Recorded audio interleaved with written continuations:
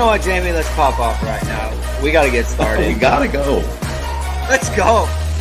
Let's go. Let's get the people in the chat.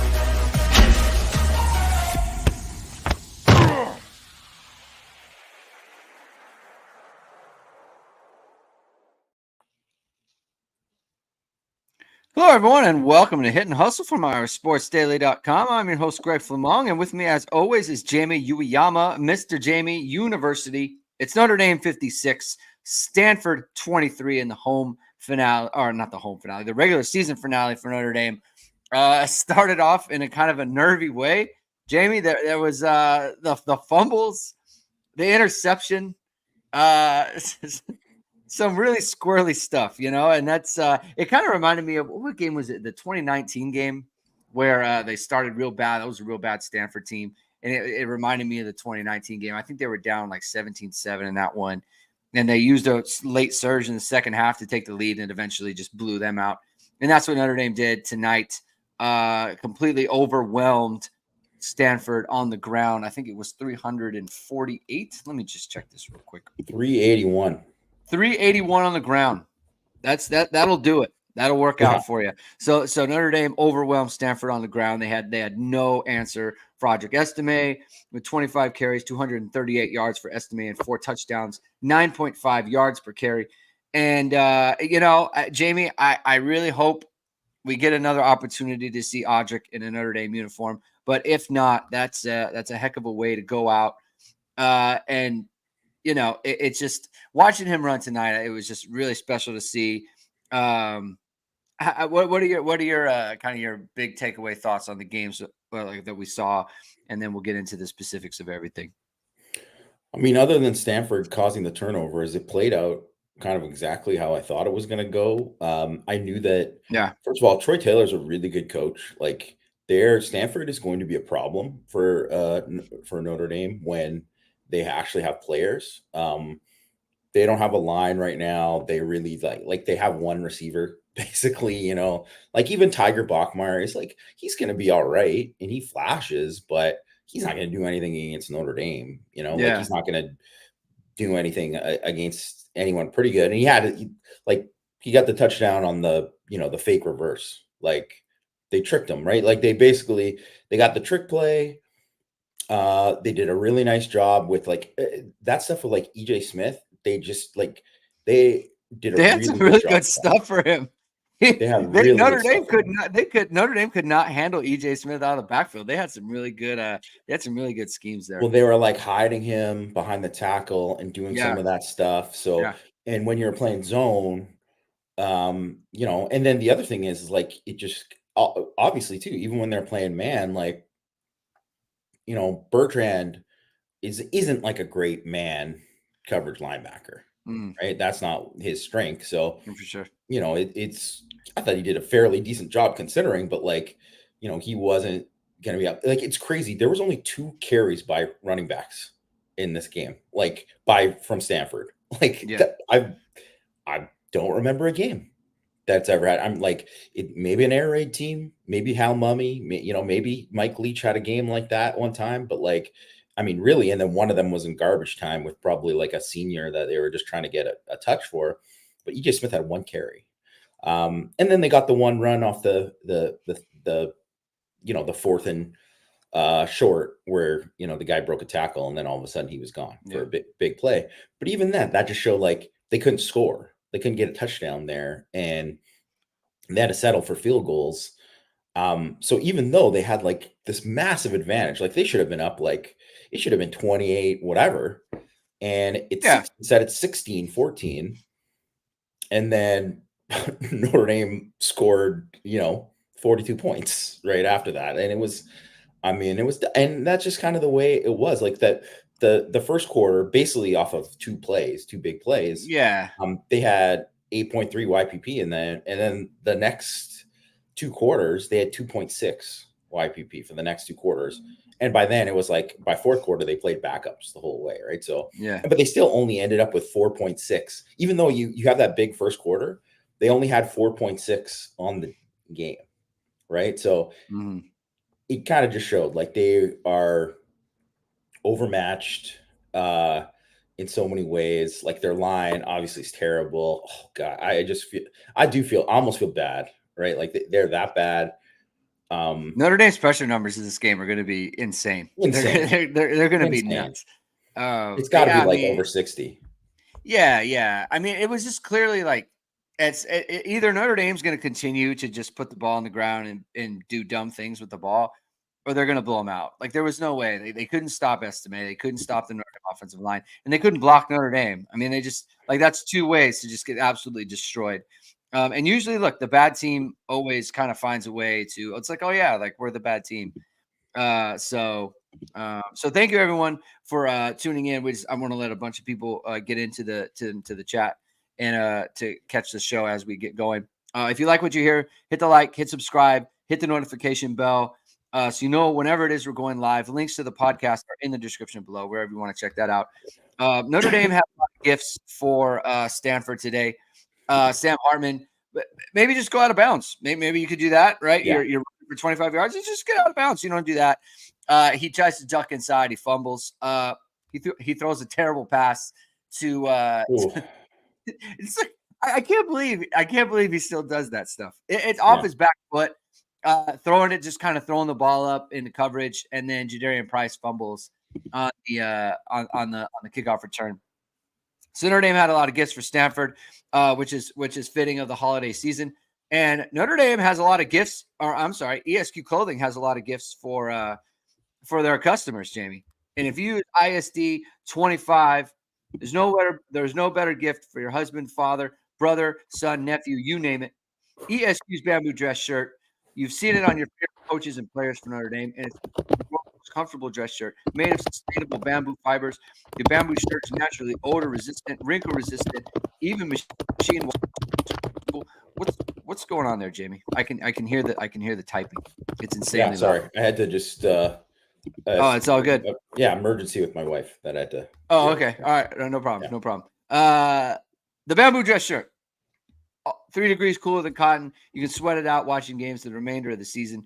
Get ahead of the holiday season. Use ISD 25 to get 25% off your online purchase at esqclothing.com or visit Ga Wang at the Chicago showroom to get your perfect custom fit. So we've got gifts for you. Okay. We've got gifts for you. And Notre Dame had gifts for Stanford, but not that many.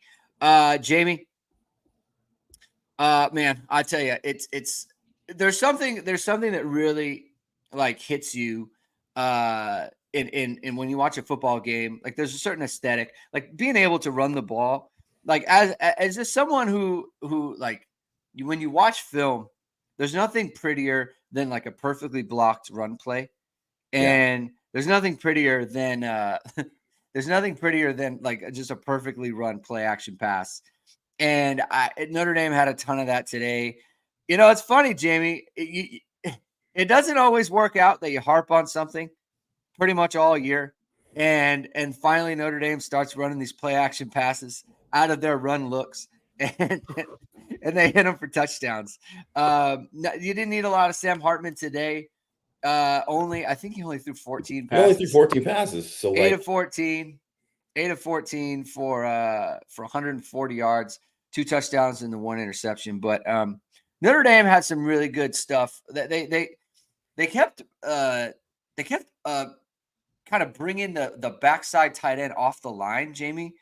Yeah. And then moving on the slot. That's something Notre Dame we haven't seen from them. So they had a really good plan there. And then the play action passes, Jamie. And this game kind of reminded me of like all of those bad teams that BK would feast on at the end of seasons, like 2021 especially. They played some really bad teams to end that year. 2019.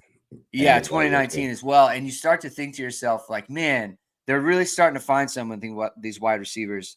And then and obviously the season's over now, but you just feel like, oh man, I wish they were kind of getting into the meat of the schedule now, because it seems like they're really humming with those wideouts. Yeah, I mean, especially Greathouse, you can see what a healthy Greathouse looks like. Like on that play action, he's got juice, man. Like he's fast. He's way faster than people think.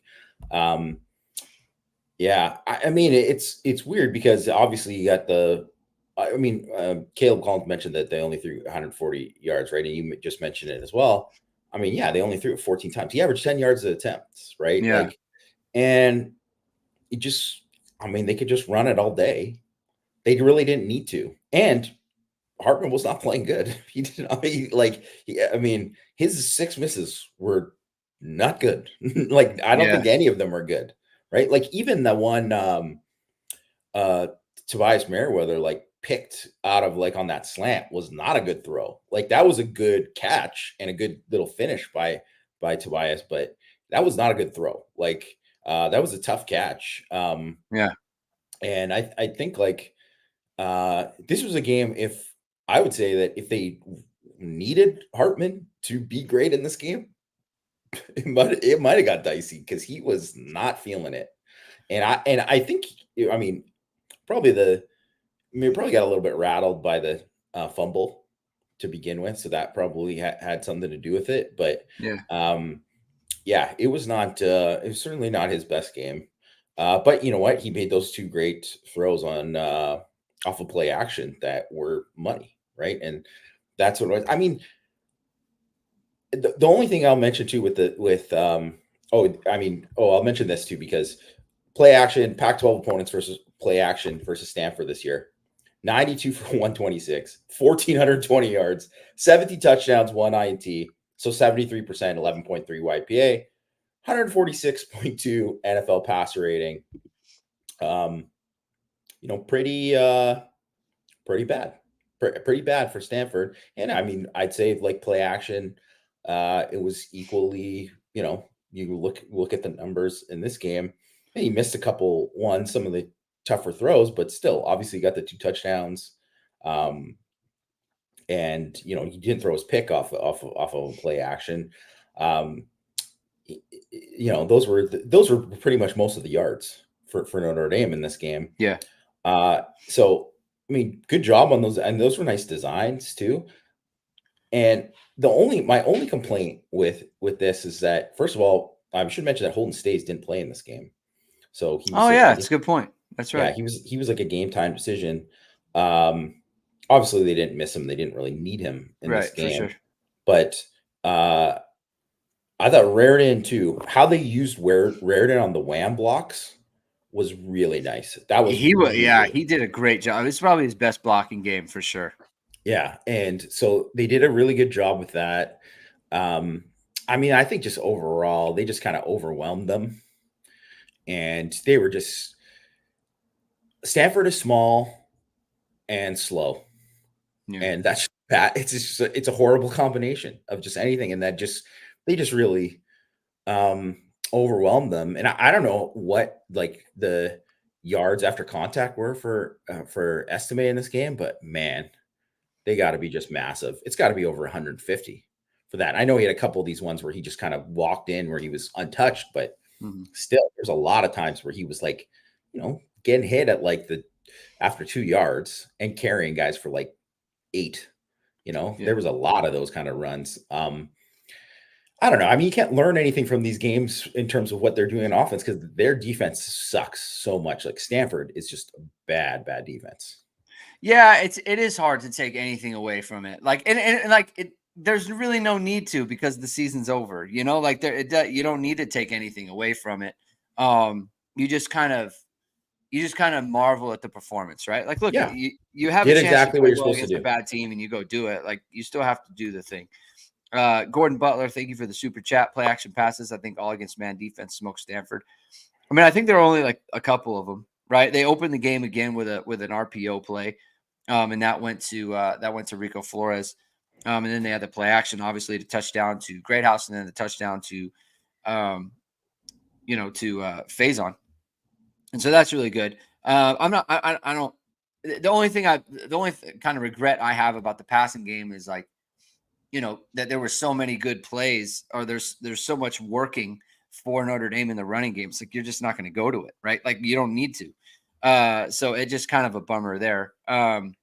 It would have been nice to see just a little bit more from those wideouts. Like I think that I find myself like wanting, like I remember when they blocked the field goal, and JJB's running for a touchdown. It's like I really would like it if they got to play offense here, because I want to see more offense. Like I want to see them kind of hit more things with these guys, because I think it really helps. Like I think people discount the fact that, like, we sit here and say, well, it means nothing because Stanford's terrible, but like all these guys are going to be back.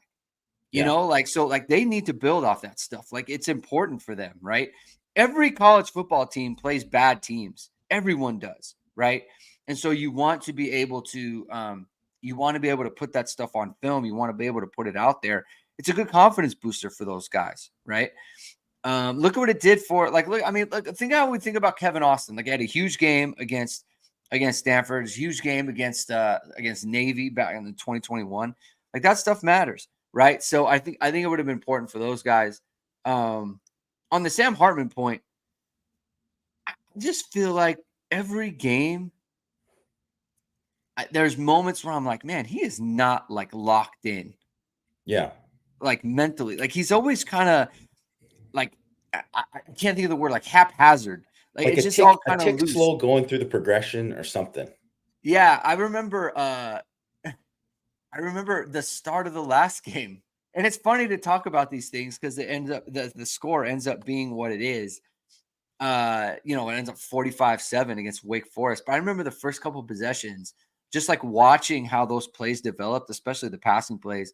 I'm sitting next to Matt, and he's like, does Sam Hartman know what the play is before the play starts? Because it seems like he doesn't know where to be looking all the time.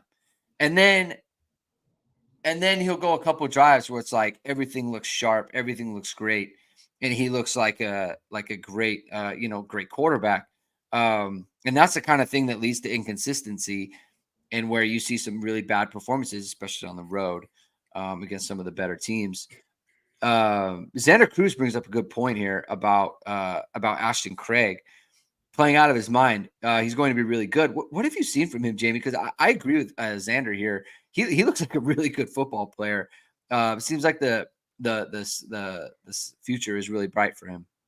Yeah, he's looked great. He's looked really good. And obviously they're not going against Clemson. So right, for sure. But he played in the second half of Clemson and did well, right? Yeah. So, but in terms of the run game, I mean, right? Because they obviously passed a lot there. But I mean, he's done great in a pass game. Like, really, you just don't see him give up a lot. And I would say Billy Schrouth too, like, looked really good in this game, moving people, off the ball.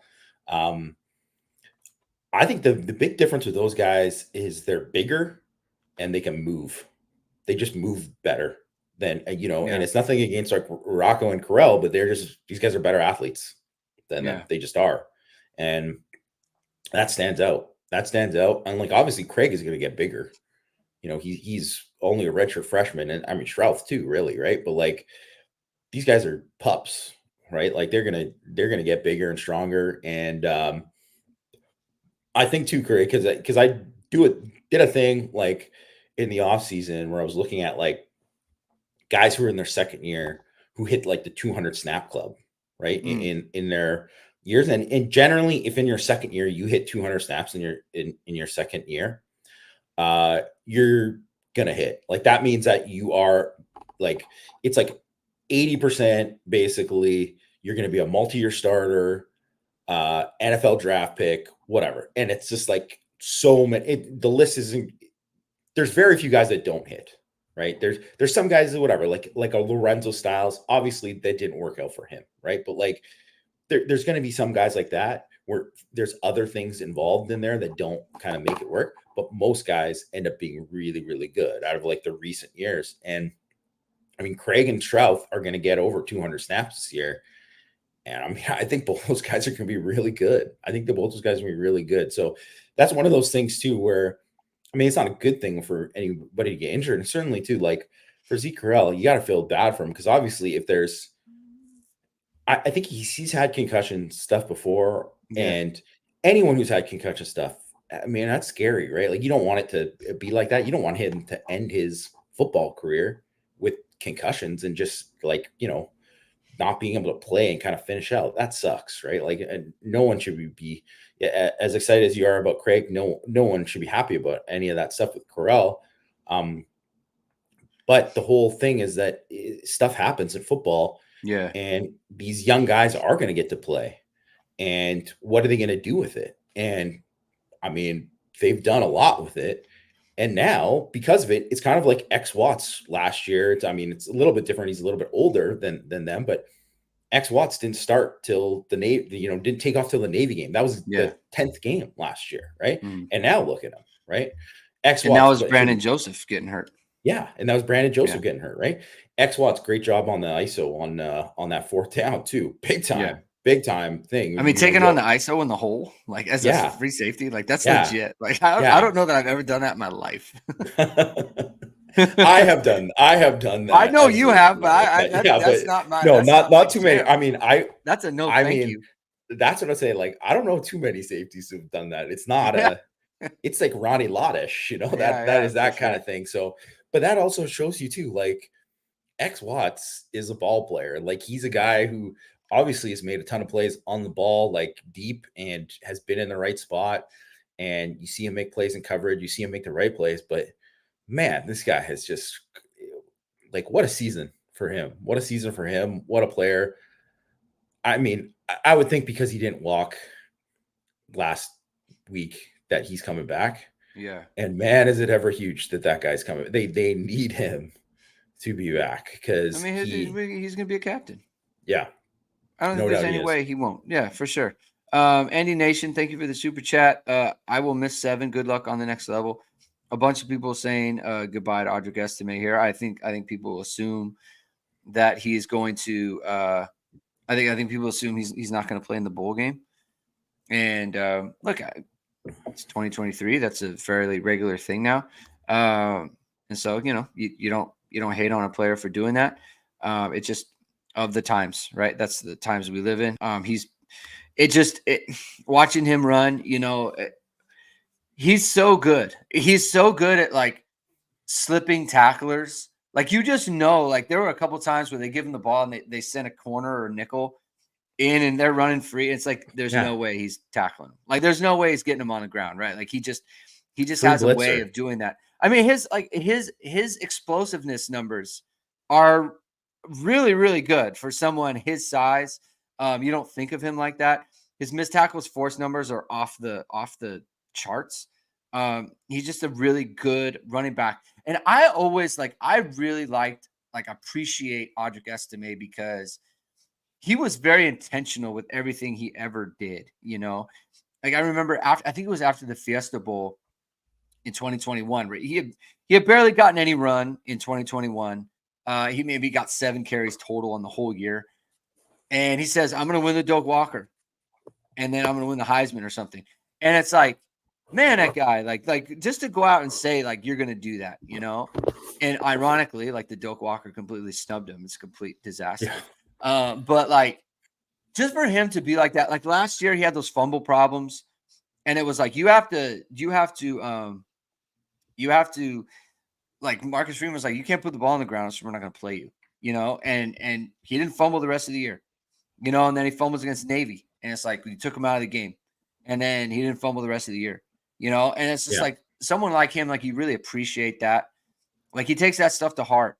And the one big regret is, like, of all the people in the history of Notre Dame football, like running backs, that you would be like, you know what? Like, we want this guy to be in the game, to finish a game like the one against Ohio State. He runs for 11 and they take him out of the game. It's just like that. That has to be just one of the big regrets of the 2023 season. It's like, you have to keep him in the game at that point. And they were so strange. They have been strange with his rotations throughout the last 2 years. In ways that it just like don't really make sense. But I mean, obviously a great running back, Jamie. What stood out to you about Audric Estimé?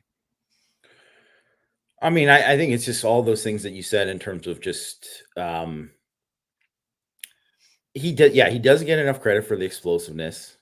I mean, he certainly gets credit for breaking the tackles, but like, he's just I think for a guy who's really improved, and I think people think that when you're just like a big guy and you're just like a beast, that you're just going to be this type of guy, and that's all who you are throughout like your career. And he is, someone who's a perfect example of like, yeah, obviously he's physically gotten bigger and stronger and all that kind of stuff, and he's done everything needed to do physically, but you just see him like he's definitely improved as a pass blocker.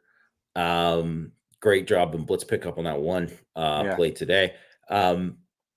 He's way better. His feet are so much better.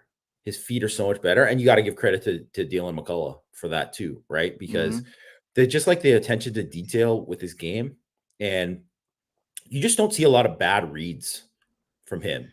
And that's a guy too who, being a dude, you could just kind of run through a lot of people. You could make a lot of bad reads and still get away with it, but he doesn't make a lot of bad reads.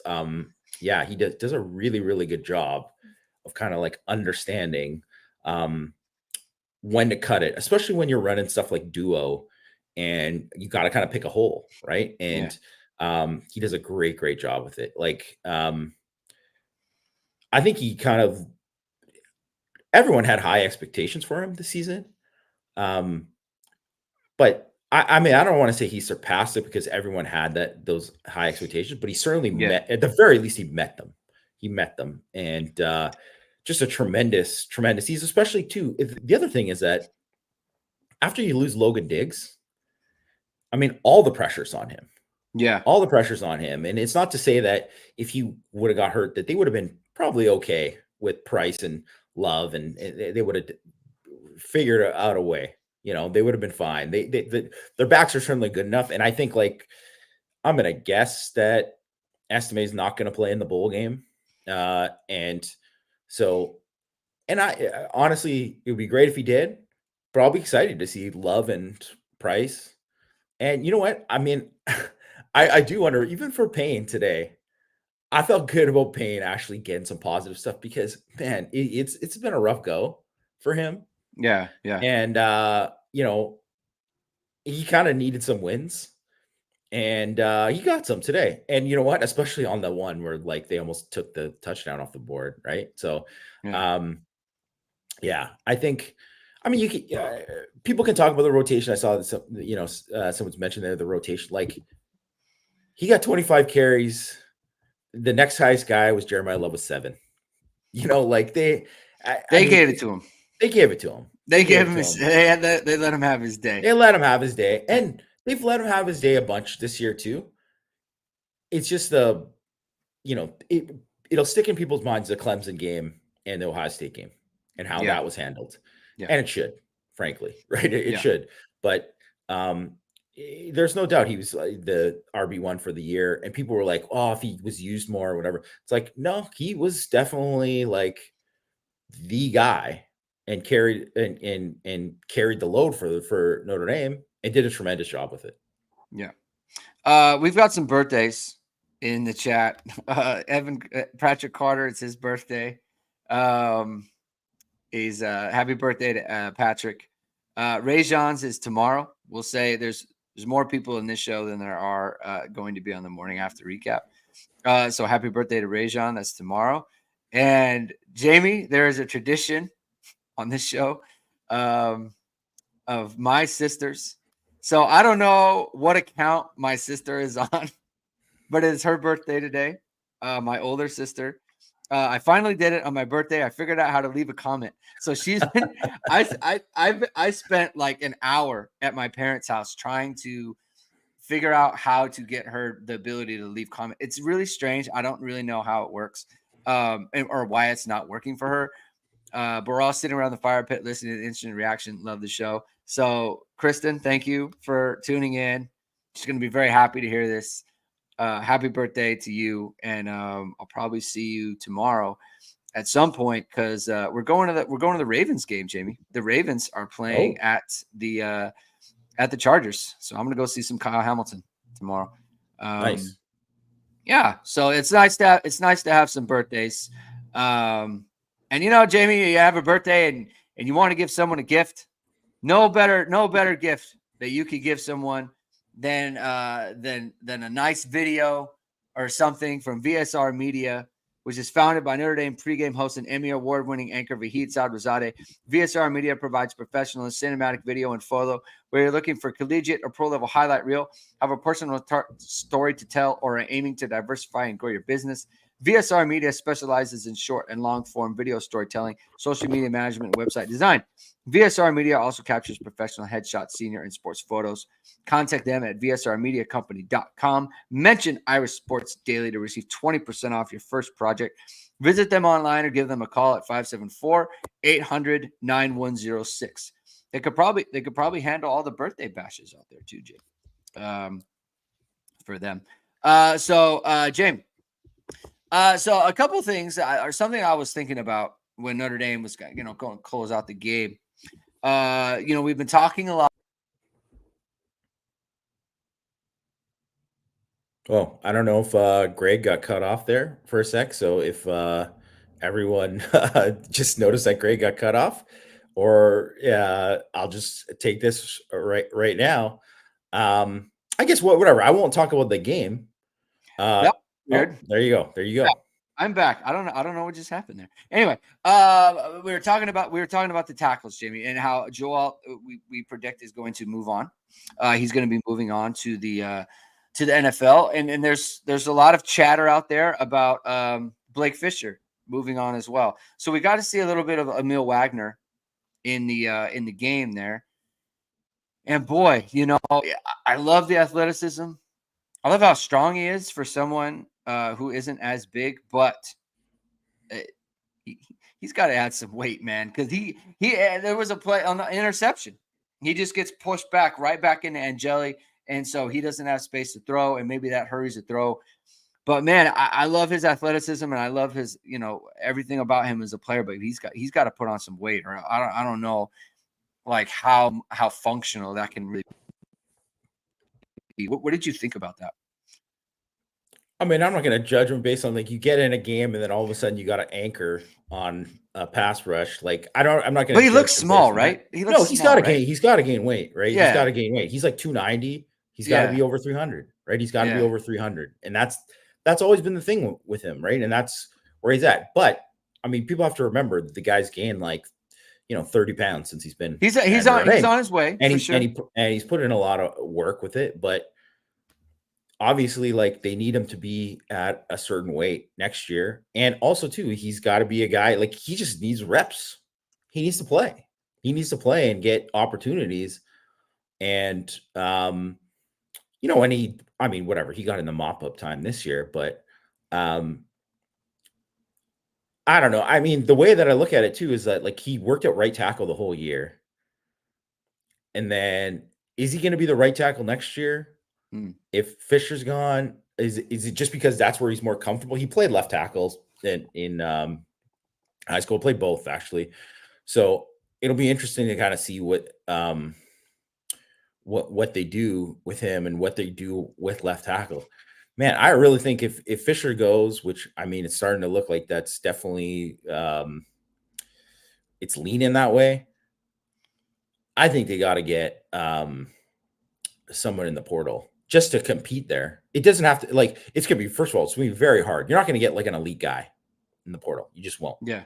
You just won't. So, but you have to get somebody just to compete there, just because all it takes two is like, even if you say like, okay, well, let's just say, Wagner and Charles Jagasaw are there. And they're playing and they're like, okay, yeah, we're good. And they're good right away. And all that stuff is handled. And what if one of them gets hurt? Mm-hmm. You know what I mean? Like you're just in a bad spot, right? You're in a bad spot where all of a sudden you can get into, that's 2021, right? Where all of a sudden you get into like a really, really bad spot. And then all of a sudden like Gerby Lambert has to play. That Yale's left tackle, the 6'9" kid sucks, Xander. He's not good. I've watched a little bit of him. He's not good. That wasn't be not a guy for me. A lot of those Ivy League. Yeah, he's not good. I just watched enough of him. I watched like very little of them, and I was like, that's enough. I just knew like they're just guys that whatever. Like he might be able to. He'll probably start for somebody, but that's not a guy who can. That's not a guy who's going to block anyone from Texas A&M. I'll tell you that. So yeah, if that's the kind of the standard you're looking for, that's just where you're at. And first of all, I know like Xander would be the first guy to complain about you took this guy and he can't block anyone from Texas A&M. He would be the first guy in the chat after the game. So I can just tell you, like, you got to get somebody who has played. If either you get somebody who has played Power 5 and is like proven and like started games, or you get a guy who has like big time traits. Like certainly, like there's a guy that is a starting tackle for Oregon this year, who was like a Rhode Island kid, right? Yeah. And he is a beast. And guess what? He's been pretty good for them. He's like a guy who like fell through the cracks, right? So it's got to be kind of one of the two. And obviously those guys from like Rhode Island that are like few and far between that kind of fell through the cracks, probably he was like overweight or something when he was in high school. Or he was like a guy who was like super small and then just gained a bunch of grew, whatever. Like sometimes it happens. Obviously, you see it in basketball all the time too, right? Where guys go through growth spurts late or whatever, and then it changes. So we could see. I mean, Joe Alt really is kind of like that too, right? So could be something like that. But obviously, those guys, if they're not a grad transfer, those guys are hard to get into Notre Dame. So I don't know. I think it's gonna. I mean. I mentioned in 6 Thoughts that I think both of the guys from Wisconsin, and not that they're like great or anything like that, but they could start for Notre Dame next year probably. Yeah. And Joe Rudolph recruited them. He knows them. Yeah. I don't know that. I mean, they probably will stay at Wisconsin. Wisconsin guys seem pretty loyal to Wisconsin, but it's, this is a couple he recruited them staffs away. It's a couple coaching staffs away, right? Like they're like, Phil Longo's the offense coordinator. They kind of, they beat Minnesota. Congrats. But like, it was not really a great season for them. So I don't know. I don't know if those guys are going to look into the portal or not. You'll see. We'll see. So, I don't know. It should be interesting. Like, a Stubborn Mick mentioned the Kane Madden thing. I mean, Kane Madden was a guy that, even though he played at a lower level, that was like a false All-American thing. He was only All-American according to PFF. Right. Like it wasn't, was he making like All-American teams that weren't have to do with like run blocking grades and whatnot? No. And then they also like they ran like 87% inside zone was their thing. So he was very specifically an inside zone guard, and that could play at that Conference USA level at a decent level there. But even I watched his film and I was like, the film could tell you whatever. I mean, Notre Dame had to take him. They were desperate. They were not in a good spot. And you know what? He was actually fine. He was just limited. He was the sounding board for all the problems on that offensive line. Yeah. Specifically, like Blake Fisher got hurt. Yeah. And then they had to just have the rotating door before they got to Joe Alt, basically. Like he was the poster boy for all the problems on that line. He was probably better than the guards this year, to be honest. Like overall. Yeah. Right. Yeah. Or at least similar, where his misses were loud misses, right? So that's just just kind of what it is. Like, but you don't want to take the thing was with Kane Madden was he was a 6-year player, and he was never going to be an NFL guy. So he was always going to come in and he was going to be overwhelmed by anyone who was like a straight dude, and that's just what it is. You don't want to take that guy. So you don't want to take like a 6'3" offensive tackle with short arms, but this guy's a hardworking guy and he knows what he's doing. Like, no, you can't take that guy. Like you have to, you have to find the right guy if you're going to do it. Out of that, or you're better off taking some lumps with the young guys that you have And I mean, the other thing is we just don't know. Like, I don't know anything about Sullivan Absher in terms of like where he's going to be at next year. Like, I would think that he's maybe far away, but I don't know. Like, maybe all of a sudden we see him in spring and like he's a guy like, wow, he looks like a guy who totally reshaped his body. Yeah. He's way ahead of where he's at. And that's just where it is, right? What do you think? Patrick Carter's asking, what do you think of the Mark Stoops thing at Texas A&M, Notre Dame's opening game of 2024 at Kyle Field? Man, that is, in a weird way, I kind of think it's a good hire for A&M. Also kind of a good hire for Notre Dame in this game. Agree. Because I don't think he's going to be a guy who comes in and right away is like just killing it as a recruiter. So I don't think he's the type of name that all of a sudden, first of all, he's a defense guy, right? So yeah, the guys that they're losing, like that potentially losing, like the Cam Coleman types, right? I don't think Cam Coleman's going to be like, Mark Stoops, man, I shunned it down. I'm going back. Yeah, for sure. And I think he's overall a good coach. First of all, Kentucky was not a good job, right? That's a tough job to win, and he's won enough. But when you're at Kentucky and you're kind of stuck there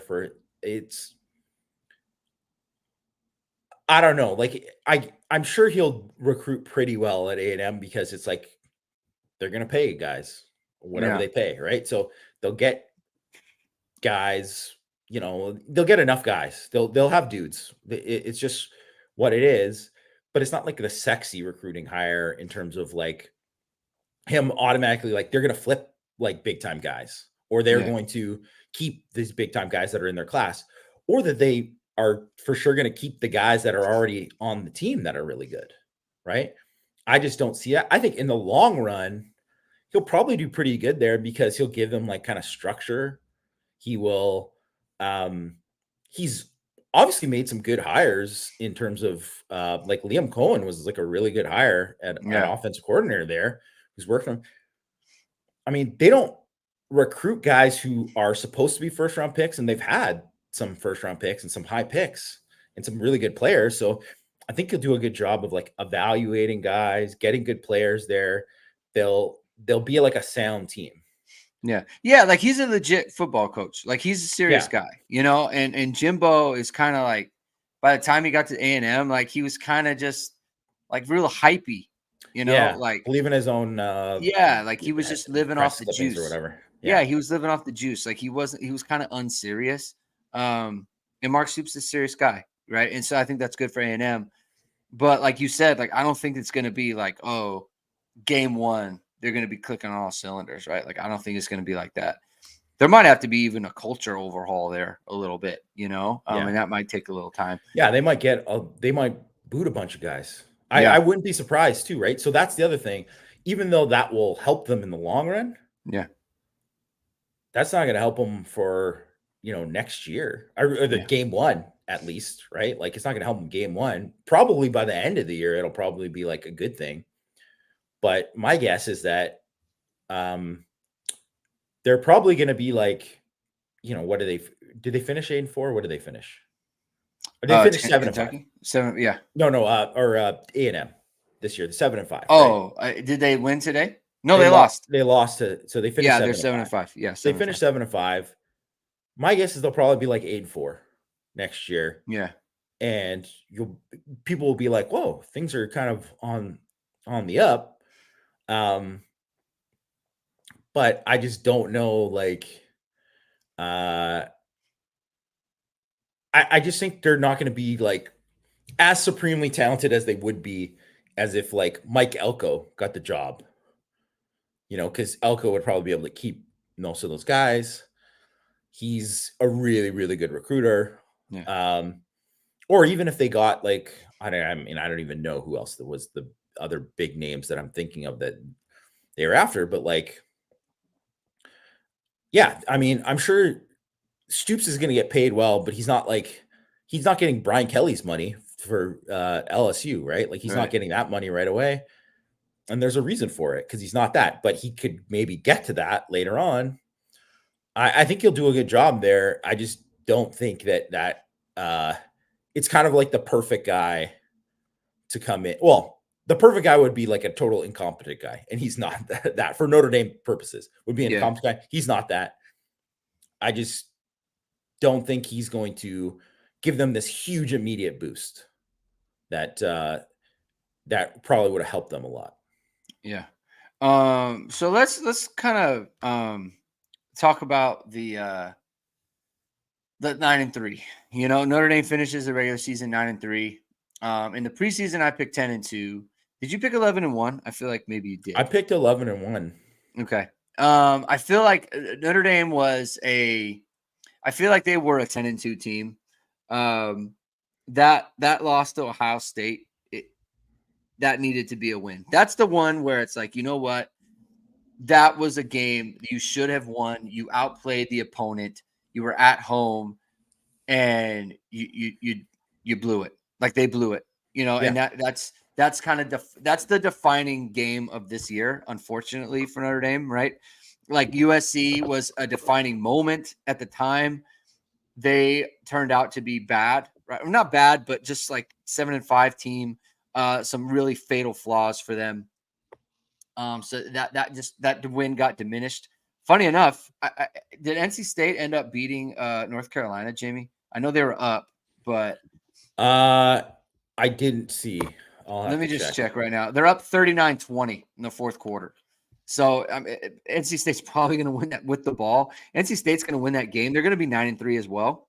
So that's going to turn out to be a really good win for Notre Dame on the road early on before they, change their quarterback. But that's going to be their best win this year. It just seems like, not getting that Ohio State game is going to be the one thing that when people talk about 2023, beyond Sam Hartman, beyond Audric Estimé and the defense, even you really needed to win that one. I thought the way that they played against Louisville, you can't just say, oh, they should have won. No, It was and a stinker of a game. They weren't going to beat even anybody. against Clemson, like that was just like it was not. They did not play well, just as a unit, like as a full team. Obviously, the defense played well at points. The defense kind of gave it up at points. Same thing with the offense. So I just feel like, 9-3. I think I said, before the season started, that's like it's kind of the worst it could be this year. And I think that's where it is. Which is, it's not a disaster, but it's a little unsatisfying. What's your take on it?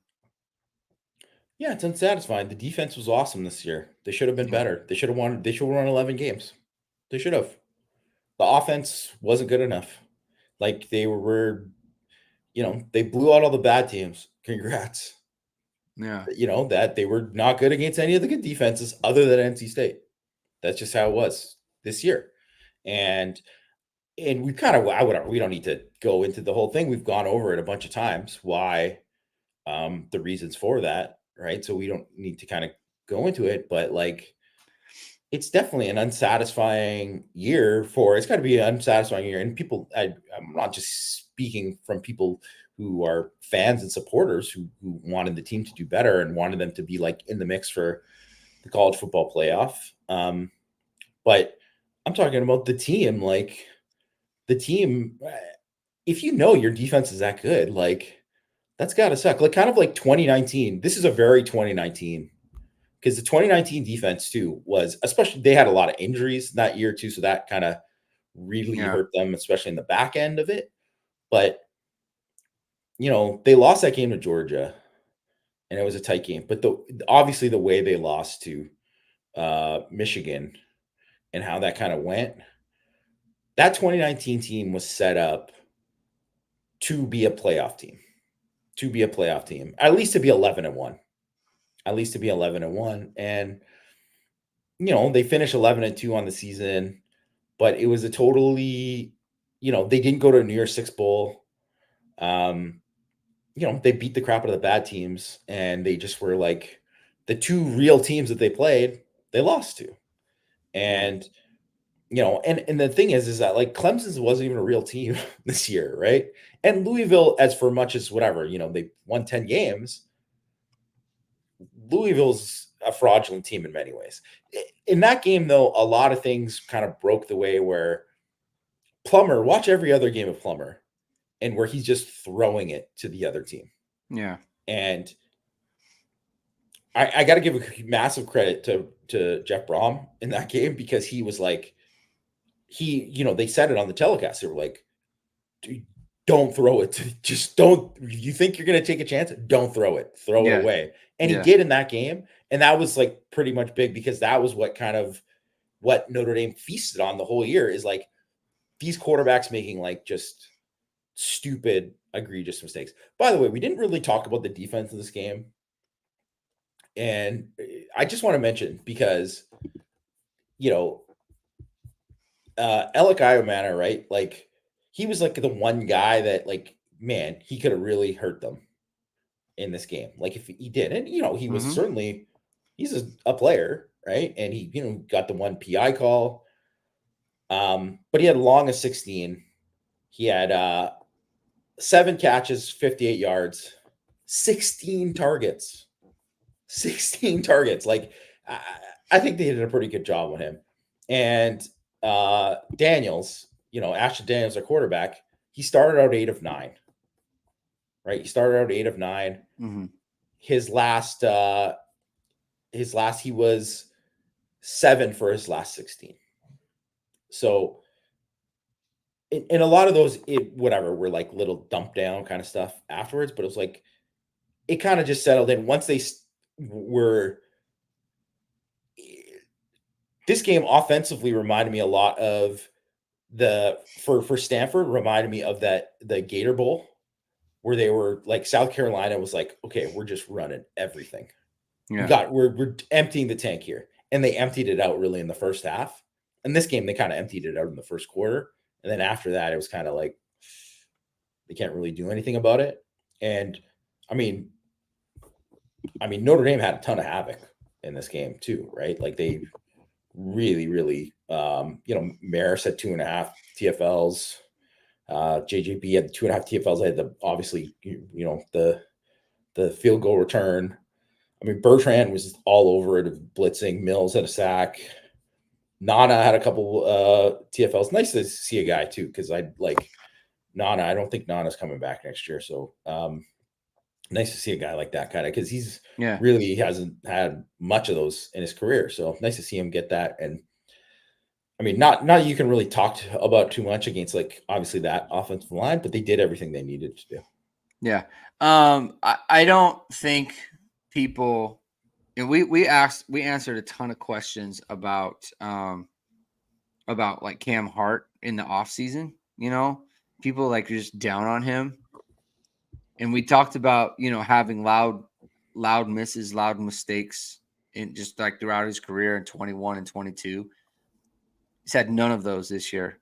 Yeah. I mean, I don't think people understand how good he is. He is so good. He doesn't give up anything. Yeah. What did he give up? Like 2 catches for like less than 5 yards. Like I remember one catch he gave up. It was like a catch for 2 yards, another catch for 3 yards, right? And then the PI, which is kind of like he had like one too many little, grabs in there, right? Yeah. But like that's it. Like, you're not getting anything against him. Like, he's so good in coverage, and I think like in the preseason, it's like, look, these corners could be all time, right? You say it, and a lot of the time that stuff just doesn't pan out. It absolutely has panned out this year. Those 2 guys are 2 of the best corners Notre Dame has had in forever. I mean, you could put them up against anybody. I mean, Ben Morrison and Cam Hart, like those, they are just sticky. They know, they are confident in coverage. They're smart in coverage. They're playmakers. I mean, the only thing you could say about Cam Hart is not the ball production. But if you're not giving up catches, you're not giving up catches. Like, and that's your job, right? Like, don't give up don't give up receptions to the man you're guarding, and he is exceptional at that. He had 10 havoc plays on the season, so yeah, I mean, he's made enough plays, and he certainly had the 3 forced fumbles. Yeah, and you know what? You love to see it too, because that's a captain. Like a Yeah. captain stepping up for you, and you love to see that. I loved your comment about Nana, right? Like he had a couple of big plays in this game. He got called for the holding, which is like, I hate that. It's on a return. You pancake a guy. You don't even give a hold. And then he got held later, and they didn't call that. That was annoying. So yeah, that was. But I love to see him play well.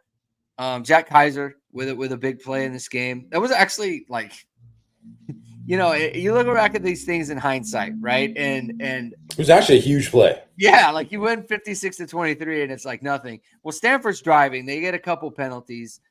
Javonte Jean-Baptiste and Marist, I don't remember exactly who they called the penalty on, but they get the roughing the passer on 3rd and 10 after they throw an incompletion. And they got to pass interference on Cam. Like, Stanford's driving. It's 21-16. And Kaiser comes up with the pick, and he returns it, and Notre Dame goes down and scores 28-16. Notre Dame gets the ball to start second half, goes down and scores 35-16, game's over. So Yeah. that's how quickly it happened. It goes from like a competitive game to a complete blowout. And look, it ended up where it should have, because without the fumbles and the interceptions, that's where the game would have ended up anyway. So it all kind of evened out there, but just really good contributions from that defense.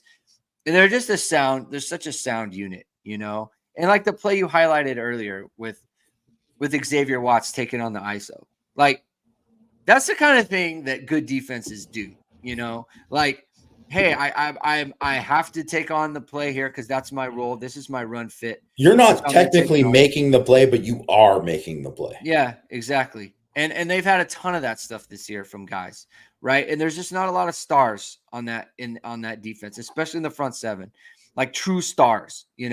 Like I think Howard Cross plays like a top flight player, but he's not like going to be a first round pick. He isn't. And Morrison is the only guy who's going to be like a first round pick on who starts. Yeah, so. Yeah, because Cam probably is with the shoulder and everything. And Xavier Watts, I don't know if he's like the type of athlete that's going to get drafted in the first 2 rounds. And you have Ben Morrison, that's it. And you have an all-time defense for Notre Dame this year. So it's just it's a great performance by them. It's been a great season. I mean, we've said many times, like covering that defense and watching them play week in and week out. Like Thomas Harper. What a solid player. Just complete, like everything you ask him to do, he does it, right? He's very aggressive. He's good in coverage. He's been a great pickup for this year. Notre Dame did really well with the portal with those guys, with JJP and Thomas Harper this year.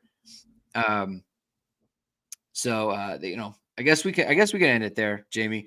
Any final thought on this game before we wrap it up and we move on with the night?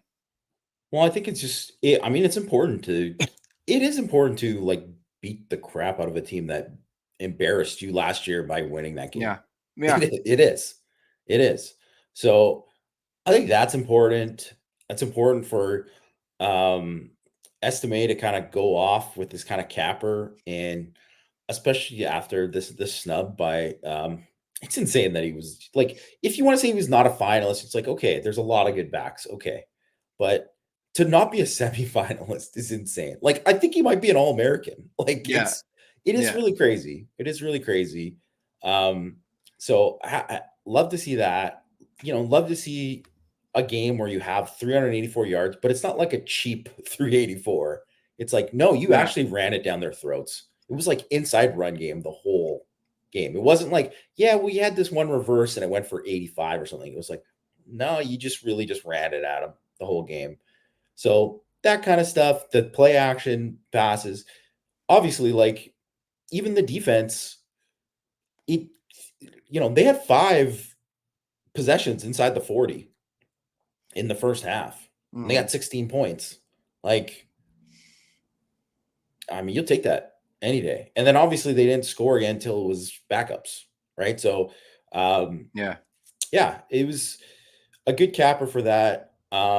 I'm excited to kind of see what happens with the bowl game and where they're going to go. and see that. And I'm excited to kind of see who plays and, you know, where they go from there. I mean, I would guess the only two guys that I think that I would say that makes sense to opt out would be Alt and Estimé. But then again, who the frick knows these days? Like, who knows what'll happen? I hope most of the guys play. Yeah. And I'll be excited to kind of see who the matchup is. I mean, if it's BK and LSU. I saw Malik Neighbors is going to play in the bowl game. So, oh, see, there you go. Well, if he's going to play, then maybe Jaden Daniels is going to play. It would not be good if like Jaden Daniels, and Malik Neighbors play and Estimé doesn't and all these other guys. Like, no, that would be bad. That would be not great. Great. Patrick Elsie would not beat Sid Irish. Elsie would not beat Indy by 30. Have you seen their defense? Yes. Bigger travesty, Estimé not being a finalist for the Doak Walker, Kyle Hamilton not getting offensive snaps.